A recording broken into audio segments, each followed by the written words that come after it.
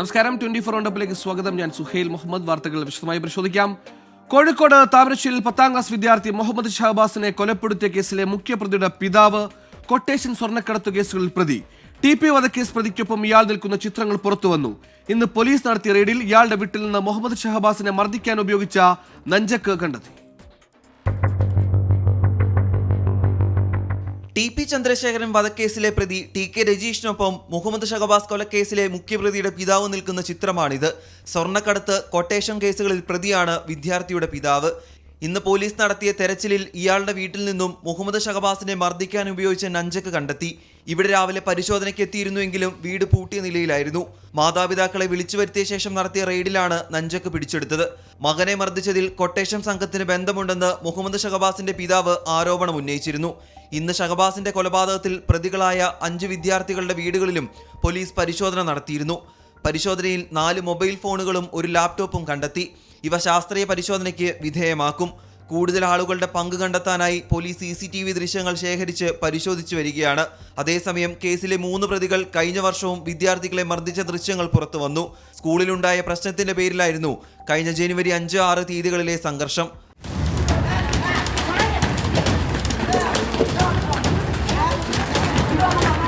പതിനെട്ട് വയസ്സ് പൂർത്തിയാകാത്തതിനാൽ തെറ്റ് ചെയ്താലും ശിക്ഷിക്കപ്പെടില്ല.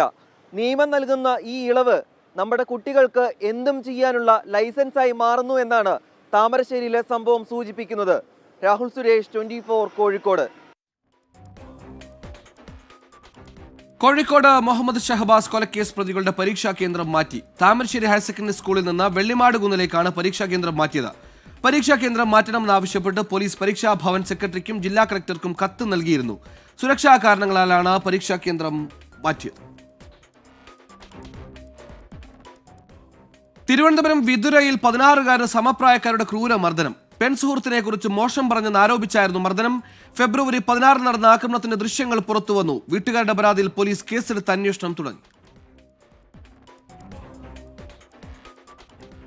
പാലക്കാട് ഒറ്റപ്പാലത്ത് സഹപാഠിയുടെ മർദ്ദനത്തിൽ മൂക്കിന്റെ പാലം തകർന്ന വിദ്യാർത്ഥിയുടെ നില ഗുരുതരമായി തുടരുന്നു. കേസിൽ പ്രതിയായ സഹപാഠി കിഷോറിനെ പോലീസ് അറസ്റ്റ് ചെയ്ത ശേഷം ജാമ്യത്തിൽ വിട്ടയച്ചു. മകന്റെ മൊഴി രേഖപ്പെടുത്താൻ പോലീസ് തയ്യാറായില്ലെന്നും കേസ് ഒതുക്കി തീർക്കാൻ ശ്രമം നടക്കുന്നുവെന്നുമാണ് സാജന്റെ കുടുംബത്തിന്റെ ആരോപണം. പരിക്കേറ്റ വിദ്യാർത്ഥി KJ സാജന് ഇന്നലെ രാത്രി മുതൽ പനി പിടിപെട്ടതാണ് ആശങ്കയ്ക്കിടയാക്കുന്നത്. കണ്ണിനും മൂക്കിനുമിടയിലുള്ള മുറിവിന് 2.5 സെന്റിമീറ്ററിലധികം വലിപ്പമുണ്ടെന്നാണ് കണ്ടെത്തൽ. കയ്യിൽ കരുതാവുന്ന ആയുധം ഉപയോഗിച്ചാണോ മർദ്ദനം നടന്നതെന്ന് സംശയമുണ്ടെന്ന് സാജന്റെ കുടുംബം. കയ്യിൽ ഒളിപ്പിച്ചു വെച്ച എന്തോ ഒരു ഒബ്ജക്റ്റ് കൊണ്ട് ഇടിച്ചതാവാൻ സാധ്യതയുണ്ട് എന്നാണ്. ഞാൻ കണ്ടിട്ടില്ല. ഡോക്ടർമാരും അങ്ങനെയാണ് പറഞ്ഞിരിക്കുന്നത്. അതേസമയം കേസിൽ പ്രതിയായ കിഷോറിനെ അറസ്റ്റ് രേഖപ്പെടുത്തിയ ശേഷം ഒറ്റപ്പാലം പോലീസ് സ്റ്റേഷൻ ജാമ്യത്തിൽ വിട്ടയച്ചു. മകനും പരിക്കേറ്റെന്ന് കിഷോറിന്റെ പിതാവ്. ഇവന് നെഞ്ചത്ത് പരിക്കുണ്ട്. അതായത് മെഡിക്കൽ കോളേജിൽ ഡോക്ടർ പറഞ്ഞ ആഴത്തിൽ മുറിവുണ്ടെന്നാണ് പറഞ്ഞത്. 2 കൂട്ടർക്കും പരിക്കുണ്ട്. 2 കൂട്ടർക്ക് ഈക്വലാണ് പരിക്ക്. അവന്റെ പരിക്ക് പുറമെ കണ്ടു, ഇത് ഉള്ളിലേക്കാന്ന് മാത്രമേ ഉള്ളൂ. എന്നാൽ പ്രതിക്ക് ജാമ്യം നൽകിയ പോലീസ് നടപടിക്കെതിരെ അതിരൂക്ഷ വിമർശനമാണ് സാജന്റെ കുടുംബം ഉയർത്തുന്നത്. പോലീസ് നിസാര വകുപ്പുകൾ എടുത്ത് കേസ് എടുത്തിട്ടുള്ളതാണ് അറിയാൻ കഴിഞ്ഞത്. കൂടാതെ ഇന്ന് 10 ദിവസമായിട്ടും പോലീസ് പ്രതിനെ ഇതുവരെ അറസ്റ്റ് ചെയ്തിട്ടില്ല. ഇത്രയും പ്രശ്നങ്ങളുണ്ടായിട്ടും തെല്ലും കുറ്റബോധമില്ലാതെ പ്രതി കിഷോർ ഉത്സവപ്പറമ്പിലെത്തിയതിന്റെ ദൃശ്യങ്ങളും പുറത്തുവന്നു. 24 തൃശൂർ. എറണാകുളം കാക്കനാട് 10ാം ക്ലാസ് വിദ്യാർത്ഥിയുടെ ദേഹത്ത് നായ്ക്കുരണക്കായി ഇട്ട സംഭവത്തിൽ അധ്യാപകരും സഹപാഠികളും പ്രതികൾ. ജുവൈനൽ ജസ്റ്റിസ് ആക്ട്, ഭാരതീയ ന്യായ സംഹിത എന്നിവ പ്രകാരമാണ് കേസ്. വിദ്യാർത്ഥി നേരിട്ട അതിക്രമം 24 ആണ് പുറത്തു കൊണ്ടുവന്നത്. നാളെ SSLC പരീക്ഷ തുടങ്ങുകയാണ്. എന്നാൽ കാക്കനാട് തെങ്ങോട് ഗവൺമെന്റ് സ്കൂളിലെ ഒരു 10ാം ക്ലാസ് വിദ്യാർത്ഥിനി സഹപാഠികളുടെ ക്രൂരതയിൽ നിന്ന് മോചിതയായിട്ടില്ല. നായ്ക്കുരണക്കായ ദേഹത്തിട്ട സംഭവത്തിൽ പെൺകുട്ടിയുടെ അധ്യാപകരെയും സഹപാഠികളെയും പ്രതിയാക്കി പോലീസ് കേസ് രജിസ്റ്റർ ചെയ്തു. ശാരീരിക ബുദ്ധിമുട്ടുകളുണ്ടായിട്ടും അധ്യാപകർ പെൺകുട്ടിയെ സഹായിച്ചില്ലെന്ന എഫ്ഐആറിലുണ്ട്. കുട്ടിയുടെ മാതാവ് ഇൻഫോപാർക്ക് പോലീസിൽ പരാതി നൽകിയിരുന്നെങ്കിലും ആദ്യഘട്ടത്തിൽ കേസെടുക്കാൻ പോലീസ് തയ്യാറായിരുന്നില്ല. 24 വാർത്തയ്ക്ക് പിന്നാലെ ഇന്നലെ വീണ്ടും പെൺകുട്ടിയുടെ മൊഴി പോലീസ് രേഖപ്പെടുത്തി. ഇതിനു പിന്നാലെയാണ് 8 പേരെ പ്രതിയാക്കി കേസെടുത്തത്. 15 ദിവസത്തോളമാണ് ശാരീരിക ബുദ്ധിമുട്ടുകൾ ഉണ്ടായതിനെ തുടർന്ന് പെൺകുട്ടി ആശുപത്രിയിൽ കഴിഞ്ഞത്.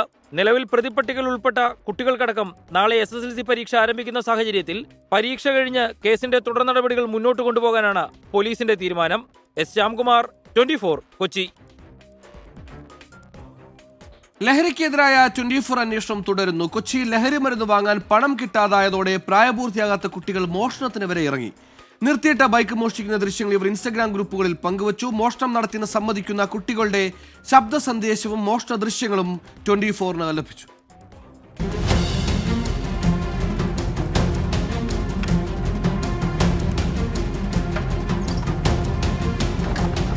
ലഹരി ഉപയോഗത്തിനായി പണം കണ്ടെത്താൻ മാർഗമില്ലാതായാൽ പ്രായപൂർത്തിയാകാത്ത കുട്ടികളുടെ ലഹരി സംഘം മോഷണത്തിന് പോലും ഇറങ്ങാൻ മടിക്കില്ല.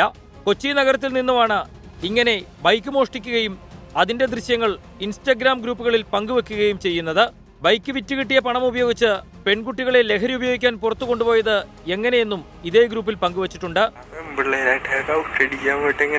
ബൈക്ക് മോഷ്ടിച്ചവനെ പോലീസ് പിടിക്കുമെന്നും ക്യാമറയിൽ കുടുങ്ങാൻ സാധ്യതയുണ്ട് എന്നും ഗ്രൂപ്പിലുള്ളവർ തന്നെ പറയുന്നു. എങ്ങനെ ഓടിച്ച് താക്കോലുണ്ടായിരുന്നത് എങ്ങനെ മറ്റേ രീതിയിലോടാക്കിയ അതൊക്കെ എന്ത് വെച്ചാല് നമ്മൾ ചെയ്യാമെന്നറിയാം. എന്താ പൊട്ടനായിരുന്നു ബൈക്ക് മോഷ്ടിക്കാൻ അറിഞ്ഞോടെ പണി വരുമെന്ന് ഏതിലൊക്കെ ക്യാമറയിൽ പോക്കോടാ. എങ്ങനെ ഓടിയെന്ന് ക്യാമറയിൽ കൂടെ പിടിച്ചാണോ എങ്ങനെ? പ്രായപൂർത്തിയാകാത്ത കുട്ടികളുടെ സംഘമാണ് ഇങ്ങനെ ലഹരി ഉപയോഗത്തിനായി ക്രിമിനൽ പ്രവർത്തനങ്ങളിലൂടെ പണം കണ്ടെത്തുന്നത്. സംഘത്തിൽ കൂടുതൽ പെൺകുട്ടികളും കുടുങ്ങിയിട്ടുണ്ട് എന്ന വിവരമാണ് പുറത്തുവരുന്നത്. കുട്ടികളെ കണ്ടെത്തുന്നതിനോ രക്ഷപ്പെടുത്തുന്നതിനോ ഉള്ള ഒരു നടപടികളും കൊച്ചിയിൽ പോലീസിന്റെയോ എക്സൈസിന്റെയോ ഭാഗത്തു നിന്ന് ആരംഭിച്ചിട്ടില്ല എന്നതാണ് ഞെട്ടിക്കുന്ന വസ്തുത. എസ് ശ്യാംകുമാർ, 24, കൊച്ചി. പുലർച്ചെ കോരിച്ചൊരിയുന്ന മഴയത്ത് സെക്രട്ടേറിയറ്റിന് മുന്നിൽ ആശാ വർക്കേഴ്സിന്റെ സമരപ്പന്തൽ പൊളിച്ചുമാറ്റി പോലീസ്. കനത്ത മഴയിൽ നനഞ്ഞും ഇന്ന് ആശാ വർക്കേഴ്സ് പ്രതിഷേധം തുടർന്നു. ഇന്നും സമരസ്ഥലത്തെത്തിയ കേന്ദ്രമന്ത്രി സുരേഷ് ഗോപി ആശാ വർക്കേഴ്സിന് മഴക്കോട്ടും കുടയും എത്തിച്ചു നൽകി. ഇത്ര ഭയങ്കര നഷ്ടം നിങ്ങൾക്ക് ഇങ്ങനെ വന്ന് പറയാൻ നിങ്ങൾക്ക് എങ്ങനെ മനസ്സലോചിച്ചു? നിങ്ങളൊന്നും മനുഷ്യരാണോ? പറയണ്ടേ? ഈ വെളുപ്പാൻ കാലത്തെ ഈ സമയത്ത് വന്ന് നിന്നിട്ട് പറയുന്നു ഈ ടാർപ്പ അഴിച്ചു മാറ്റാൻ എടുത്തുകൊണ്ട് കളാ. സംസ്ഥാന ഭരണസിരാ കേന്ദ്രത്തിന് തൊട്ടു മുൻപിൽ പുലർച്ചെയാണ് പോലീസിന്റെ ഈ നടപടി. മഴയിൽ കുതിർന്ന് പ്രതിഷേധക്കാർ നേരം വെളുപ്പിച്ചു. പകലും കനത്ത മഴ. എന്നാൽ പ്രതിഷേധ ചൂടിന് കുറവില്ല.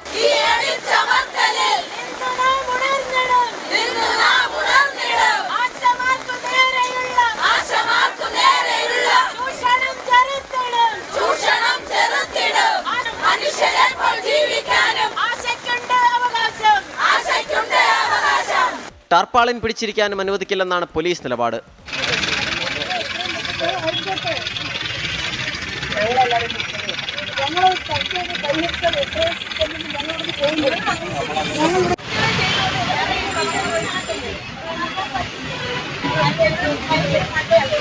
ദിവസങ്ങൾക്ക് മുൻപ് സെക്രട്ടേറിയറ്റിന് മുൻപിലെ തെരുവുവിളക്കുകൾ അണച്ചതിന് പിന്നാലെയാണ് സമരക്കാർക്ക് നേരെയുള്ള അടുത്ത പ്രതികാര നടപടി. ചാനലുകളുടെ സർവൈലൻസിൽ തന്നെയാണല്ലോ ഇവിടെ ഇരിക്കുന്നത്. ഞങ്ങളാരും ഭയക്കുന്നില്ല. സർക്കാർ നന്നായിട്ട് ഭയന്നിട്ടുണ്ട്.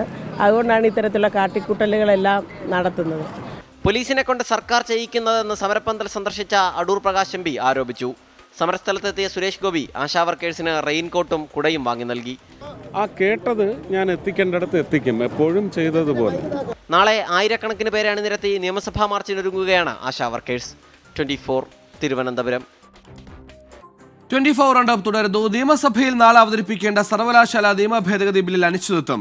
ബില്ലിന് ഗവർണർ രാജേന്ദ്ര വിശ്വനാഥ് അർലേക്കർ അനുമതി നൽകിയില്ല. അതേസമയം സ്വകാര്യ സർവകലാശാല ബില്ലിന് ഗവർണർ മുൻകൂർ അനുമതി നൽകിയിട്ടുണ്ട്. അജീഷ് ജയകുമാർ തിരുവനന്തപുരത്ത് വിശദാംശങ്ങളുമായി ചേർന്നു. അജീഷ്, സർവകലാശാലകളിലെ ഗവർണറുടെയും വിസിമാരുടെയും അധികാരം വെട്ടിച്ചുരുക്കുന്ന ബില്ലിന് തൽക്കാലം അത് അവതരിപ്പിക്കാൻ അനുമതിയില്ല. എന്താണ് വിശദാംശങ്ങൾ? സുഹൈൽ, സ്വകാര്യ സർവകലാശാല നിയമം ഒപ്പം തന്നെ സർവകലാശാല നിയമ ഭേദഗതി അപ്പൊ ഇങ്ങനെ രണ്ട് ബില്ലുകളാണ് നാളെ സർക്കാർ നിയമസഭയിൽ അവതരിപ്പിക്കാൻ വേണ്ടി പോകുന്നത്. ഇതിൽ കുസാറ്റ്, KTU, മലയാളം സർവകലാശാല ഭേദഗതി ബില്ലിലാണ് ഇപ്പോൾ അനിശ്ചിതത്വമുള്ളത്.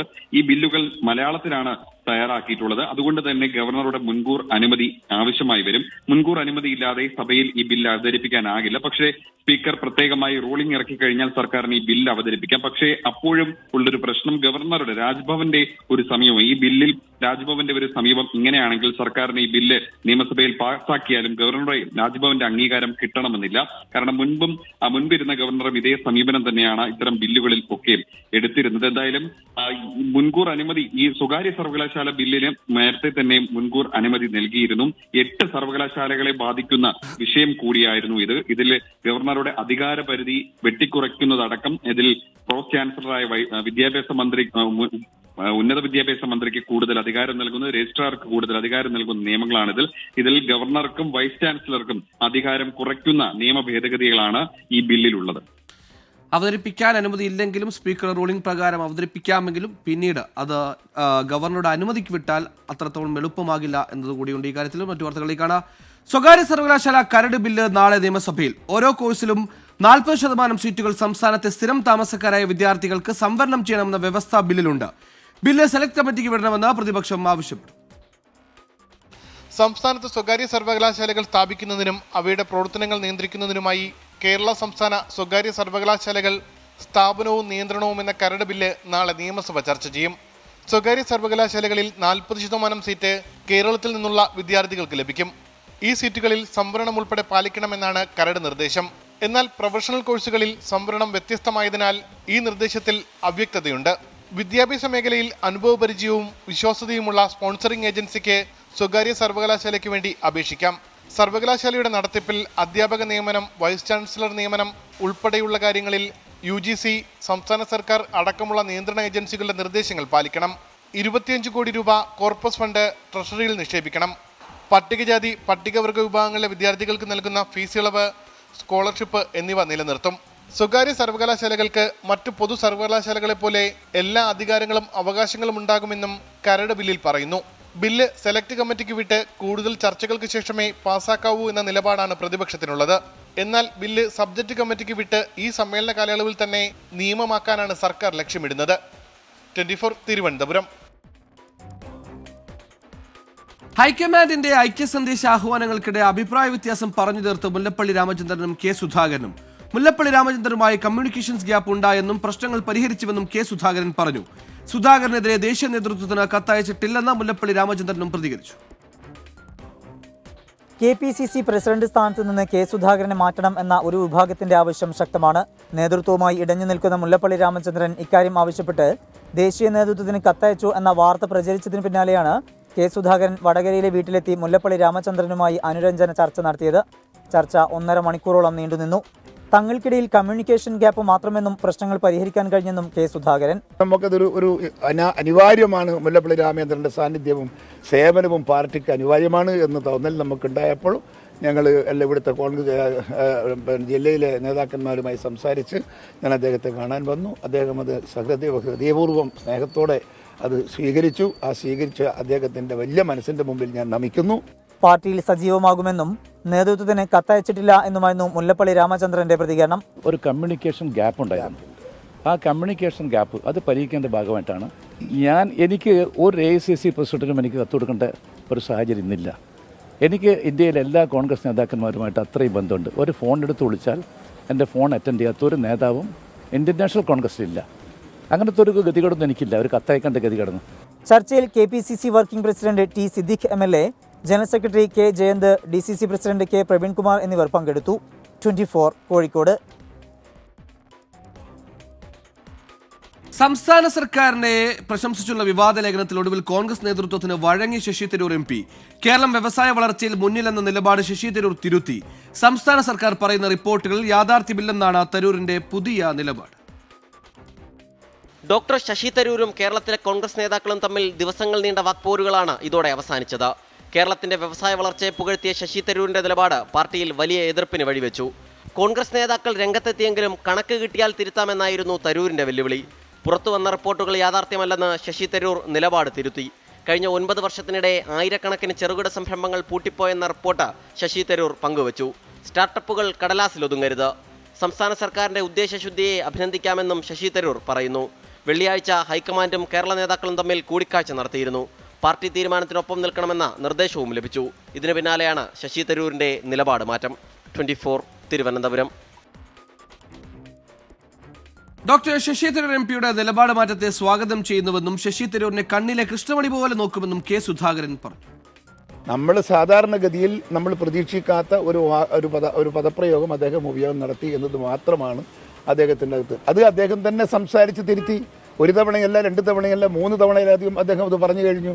ഇനിയും അദ്ദേഹത്തെ കുറ്റപ്പെടുത്താൻ നമുക്ക് പറ്റുമോ? അദ്ദേഹത്തെ നമ്മൾ കണ്ണിലെ കൃഷ്ണമണി പോലെ നമ്മൾ അദ്ദേഹത്തെ കൊണ്ടുപോകും.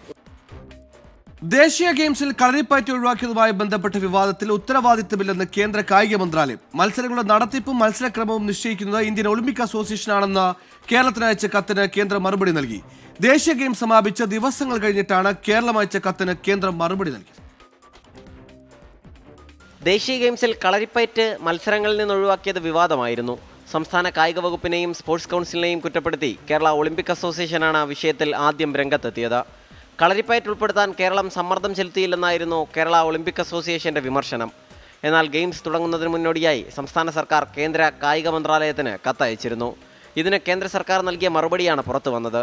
ഗെയിം സമാപിച്ച് കേരളത്തിൽ വലിയ വിവാദമുണ്ടായതിനു ശേഷമാണ് കത്തിന് കേന്ദ്രത്തിന്റെ മറുപടി ലഭിച്ചത്. ഇതെല്ലാം അറിയാമെന്നിരിക്കെ കേരള ഒളിമ്പിക് അസോസിയേഷൻ ഇക്കാര്യങ്ങൾ മറച്ചുവെച്ചതിൽ ദുരൂഹതയുണ്ടെന്നാണ് കായിക വകുപ്പിന്റെ വിലയിരുത്തൽ. കേരള ഒളിമ്പിക് അസോസിയേഷനും PT ഉഷയ്ക്കുമെതിരെ രൂക്ഷ വിമർശനമാണ് ഇക്കാര്യത്തിൽ കായിക മന്ത്രി നടത്തിയത്. PT ഉഷയാണ് ഒളിമ്പിക് അസോസിയേഷൻ്റെ പ്രസിഡന്റ്. അതോടൊപ്പം തന്നെ എല്ലാ കാര്യങ്ങൾക്കും അഭിപ്രായങ്ങൾ പറയുന്ന കേരള ഒളിമ്പിക് അസോസിയേഷനും ഈ കാര്യത്തിൽ ശ്രദ്ധിക്കേണ്ടായിരുന്നു. അപ്പോൾ കരുതിക്കൂട്ടി ഒരു സംസ്ഥാനത്തിൻ്റെ ഏറ്റവും പാരമ്പര്യമുള്ള ഒരു അയോധന കലയെ, ഒരു കായിക ഇനത്തെ അവഹേളിക്കാൻ എന്നിപ്പോൾ ബോധ്യമായിട്ടുണ്ട്. ഉത്തരാഖണ്ഡിൽ നടന്ന ദേശീയ ഗെയിംസിൽ കേരളം മെഡൽ പട്ടികയിൽ ഏറെ പിന്നിലേക്ക് പോയിരുന്നു. ഇതിന് പിന്നാലെയാണ് കളരിപ്പയറ്റ് ഒഴിവാക്കിയതുമായി ബന്ധപ്പെട്ട് സംസ്ഥാനത്ത് വലിയ വിവാദമുണ്ടായത്. 24 തിരുവനന്തപുരം. ജോർദാനിൽ നിന്ന് ഇസ്രയേലിലേക്ക് അനധികൃതമായി കടക്കാൻ ശ്രമിക്കുന്നതിനിടെ മലയാളി വെടിയേറ്റു മരിച്ചു. തിരുവനന്തപുരം തുമ്പ സ്വദേശിയ ഗബ്രിയേൽ തോമസ് ആണ് ജോർദാൻ പട്ടാളത്തിന്റെ വെടിയേറ്റ് മരിച്ചത്. കാലിൽ വെടിയേറ്റ ഒപ്പമുണ്ടായിരുന്ന ബന്ധു എഡിസൺ നാട്ടിൽ തിരിച്ചെത്തി. ഗബ്രിയേലിന്റെ മൃതദേഹം വിട്ടുകിട്ടണമെന്ന് ബന്ധുക്കൾ ആവശ്യപ്പെട്ടു.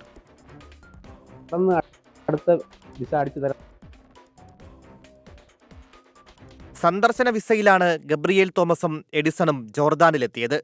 അവിടെ നിന്ന് ഫെബ്രുവരി 10 അനധികൃതമായി ഇസ്രയേലിലേക്ക് കടക്കാൻ ശ്രമിച്ചു. ഇതിനിടെ ജോർദാൻ സേന ഇവരെ തടഞ്ഞെങ്കിലും ഇവർ പാറക്കെട്ടുകളിൽ ഓടി ഒളിച്ചു. തുടർന്നുള്ള വെടിവയ്പിൽ തലയ്ക്ക് പരിക്കേറ്റ ഗബ്രിയേൽ തോമസ് സംഭവ സ്ഥലത്തു തന്നെ മരിച്ചു. എംബസിയിൽ നിന്ന് ഇന്നലെയാണ് ഗബ്രിയേൽ തോമസിന്റെ മരണമറിയിച്ച് മെയിൽ ലഭിക്കുന്നത്. ഒപ്പമുണ്ടായിരുന്ന എഡിസൺ കാലിന് വെടിയേറ്റ് ആശുപത്രിയിൽ ചികിത്സയിലായിരുന്നു. ഇന്നലെ ഇയാളെ കേരളത്തിലേക്ക് തിരികെ അയച്ചു. എന്ത് സംഭവിച്ചെന്ന് പറഞ്ഞാൽ ഞങ്ങൾക്ക് ഇതിനെക്കുറിച്ചൊന്നും അറിയത്തില്ല. 5-ാം തീയതി ഇവിടെ നിന്ന് പോയി. 5-ാം തീയതി ഇവിടെ പോയി തീർന്നതിന് ശേഷം പിന്നെ അതിനുശേഷം ഫോണൊന്നും വന്നിട്ടില്ല. എവിടെയാണ് എന്താണെന്ന് സംഭവിച്ചതെന്ന് ഞങ്ങൾക്ക് അറിയത്തില്ല. അപ്പോൾ 9-ാം തീയതി ഫോൺ വന്നിട്ട് പറഞ്ഞ് ഞങ്ങൾ സേഫ്റ്റിയായിട്ട് റൂമിലുണ്ട് എന്ന് മാത്രം തന്നെ, ആ ഒരു വാക്ക് മാത്രം തന്നെ സംസാരിച്ചത്. ഇവർക്കൊപ്പമുണ്ടായിരുന്ന 2 പേർ തടവിലാണ്. 4 പേരെയും ഇസ്രയേലിലേക്ക് കടത്താൻ ഏജന്റ് ഉണ്ടായിരുന്നു. ഇവരെക്കുറിച്ച് പോലീസും ഇന്റലിജൻസും അന്വേഷണം ആരംഭിച്ചു.